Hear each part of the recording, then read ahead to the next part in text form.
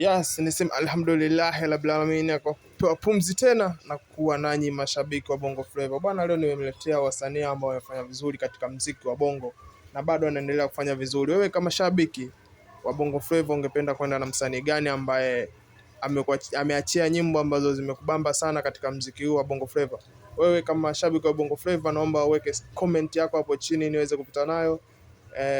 Msanii gani ambaye amefanya vizuri katika tasmia ya Bongo Flava na hadi sasa hivi bado anaendelea kufanya vizuri, na ungependa msanii gani akuachilie ngoma ya kufungia mwaka ili roho yako ikae sawa, au msanii gani ambaye ungependa akupigie show na wewe ukiwepo ambao utaenjoy sana? Ni msanii gani kati ya wasanii ambao wamefanya vizuri na bado anaendelea kufanya vizuri? Wewe kama shabiki, naomba nidondoshe comment yako hapo. Usisahau kusubscribe na kubonyeza alama ya kengele. Hii African Music ambayo inaendelea kufanya vizuri katika viunga vya Tanzania pamoja na nchi za nje mbalimbali, Afrika yote kwa ujumla. Kwa usiache kusubscribe African Music, uwe wa kwanza kupata taarifa ambazo zinabamba sana katika mtaa YouTube na sehemu mbalimbali.